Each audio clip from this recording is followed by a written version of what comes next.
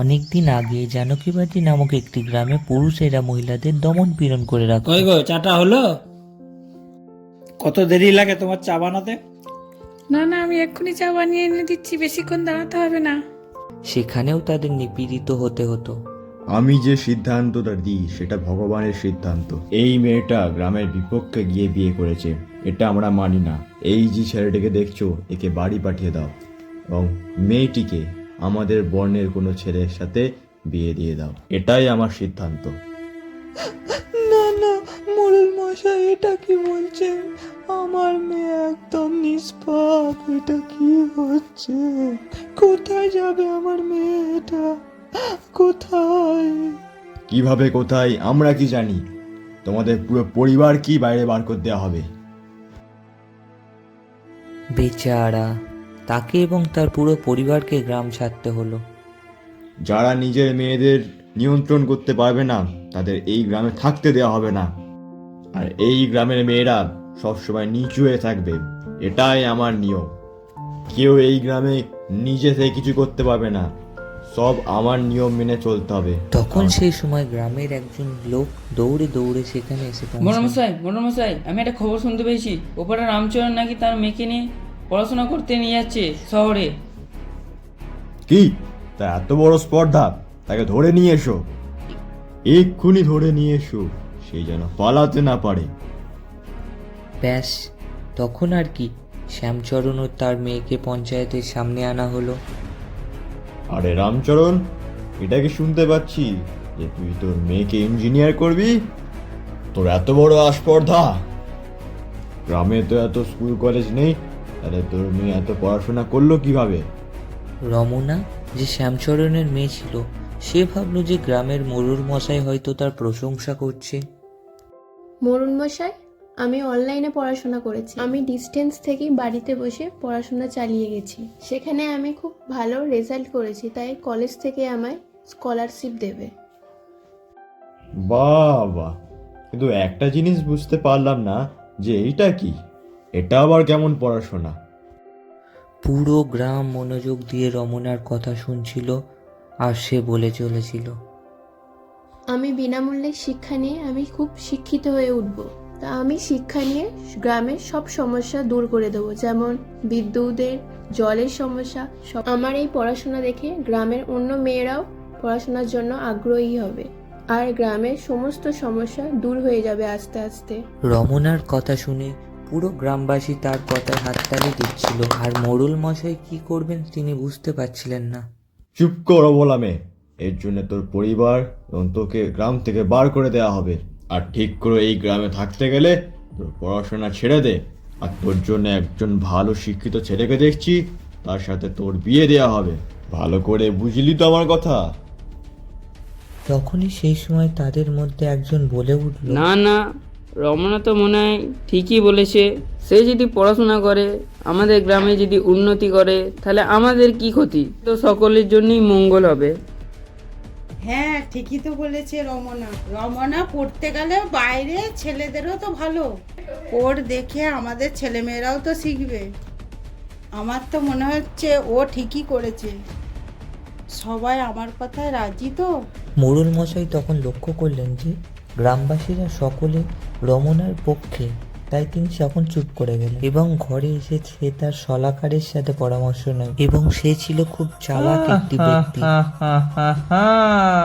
আরে মোড়ল মশাই, আপনাকে এখানে খুব ভেবে চিন্তে কিন্তু পদক্ষেপ নিতে হবে। একবার গ্রামের মানুষরা এসব বুঝে গেলে কিন্তু কেউ আপনার কথা শুনবে না। তাই আমি যেগুলো বলছি সেগুলো শুধু শুনুন আর সেই অনুযায়ী করে যান কাজ। হ্যাঁ, কিন্তু করাটা কি যায়? বাকি কাজটা আপনি আমার উপরেই ছেড়ে দিন, আর দেখুন কি হয়। পরের দিন সকালে যখন সমস্ত গ্রামবাসীরা জেগে ওঠে, তখন রাধার বাড়ির পাশে এবং অন্য সকলের বাড়ির পাশে যারা রাধাকে সমর্থন করেছিল তাদের বাড়ির দেওয়ালে লেখা থাকে, কাল আসবো। এটাকে লিখলো? এটা তো মনে হচ্ছে রক্তের দাগ। ভাই ঠিকই বলেছিস, এরকম রক্ত দিয়ে কে লিখেছে এখানে? আমার মনে হয় মোড়ল মশাইয়ের কাছে গিয়ে আমাদেরকে খুলে বলা উচিত। সকলে মিলে মোড়ল মশাইয়ের কাছে এসে তাকে সমস্ত কথা খুলে বলে। ও, এটা তো খুব গম্ভীর বিষয়। আমি এক বাবাকে জানি, তাকে নিয়ে আনছি, দেখা যাক সে কিছু করতে পারে নাকি। সেই সময় মোড়ল মশাই একটি সাধু বাবাকে নিয়ে গ্রামের দিকে আগমন হয়। আমার মনে হচ্ছে এটা সেই পেতনিটার কাজ। যারা গ্রামের উন্নতি চায়, যারা গ্রামে শিক্ষা আনতে চায়, তাদের পেছনে এই পেতনিটা লেগে যায়। তোমাদের মধ্যে কেউ আছো নাকি যে এই কাজের সাথে লিপ্ত হয়েছে?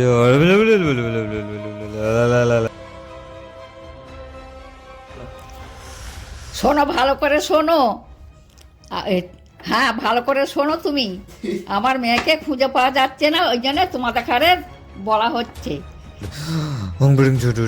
নিয়ে গেছে ওকে, সে তুলে নিয়ে গেছে ওকে। সেই ডাইনি তাকে তুলে নিয়ে গেছে, এবার সে তাকে শ্রাপিত করে দেবে। সেই মুহূর্তে রমনার আগমন হয় সেই জায়গায়। তার চুল ছিল খোলা, তার পরনের বস্ত্র ছিল ছেঁড়া খোটা, আর তার গায়ে ছিল রক্তের দাগ। মা, আমাকে কে তুলে নিয়ে চলে গেছিল। যা, বেরিয়ে যা ডাইনি, আমাদের গ্রাম থেকে বেরিয়ে যা। আমাদের গ্রামে আসার তোর কোনো দরকার নেই ডাইনি। এ তুমি কি বলছো? কালকেই তো তোমরা আমাকে সমর্থন করছো। এইসব ডাইনি ডাইনি কিচ্ছু হয় না। কেন তোমরা এইসব আজগুবি কথা বিশ্বাস করছো? দেখছো তো শিক্ষার কত দরকার আছে। আমি দেখতে পাচ্ছি যে এর মধ্যে পেতনিটা চলে এসেছে। এবার আস্তে আস্তে তোমাদের বাড়ির বাচ্চাদেরও এ কবল করে নেবে। গ্রামবাসীরা সকলে মিলে রমনা ও তার পুরো পরিবারকে গ্রাম ছাড়া করতে বাধ্য করে। শত কান্না সত্ত্বেও তাদের কথা কেউ শোনে না। শুনে নাও সবাই, আমার দিদিকে গ্রাম থেকে বার করে দিল, তার পড়াশোনা থামবে না। তখন মোড়লের ঘরে সেই দুষ্টু লোকটি হেসে বলে, দেখলে, সাপও মরে গেল, লাঠিও ভাঙলো না।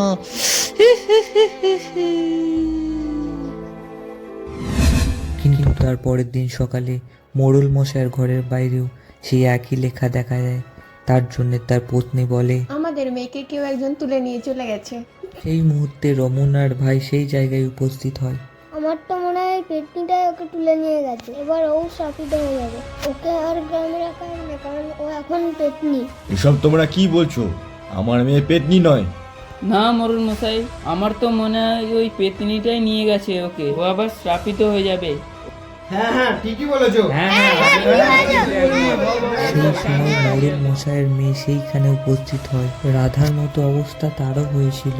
বাবা, আমি তো জানি না আমি কিভাবে উধাও হয়ে গিয়েছিলাম। আমার মনে হয় এর মধ্যেও পেতনি চলে এসেছে। সবাই মারো একে। না না, আমার মনে হয় রমনার মতো একেও গ্রামের বাইরে বার করে দেওয়া উচিত। কি, তোরা এত বড় আসপর্দা? তুই আমার মেয়েকে গ্রামের বাইরে বার করবি? না না, এটা ঠিক হচ্ছে না। অন্যদের বেলায় হলে শাস্তি দেওয়া হবে, আর নিজেদের বেলায় নয়। ওকেও শাস্তি দিতে হবে, ওকেও রাখা যাবে না, গ্রামের বাইরে বার করে দেওয়া হবে। সবাই যেন সমান শাস্তি পায়, এটাই হচ্ছে নিয়ম। রমনার ভাই সেই সময় সেই সাধু বাবাকে নিয়ে উপস্থিত হয়, যাকে সেই সময় গ্রামবাসীদের ভয়ে সমস্ত কিছু সত্যি বলতে হয়। আমি কোন সাধু বাবা নয় গো, আমি একটা সাধারণ নাপিত যে শুধু। এই শলাকার মশাই আমাকে টাকা পয়সা লোভ দেখিয়ে এইসব করতে বলেছিল। আমি কিছু জানি না, সত্যি বাবু, আমাকে ছেড়ে দাও তোমরা গো। তখন সেখানে রমনার আগমন হয়, আর সে বলে, তাহলে বুঝলে তো বন্ধুরা, শিক্ষা কতটা দরকার। সবাই যদি শিক্ষিত হয়, তোমাদের মতো আর লোকের দরকার পড়বে না।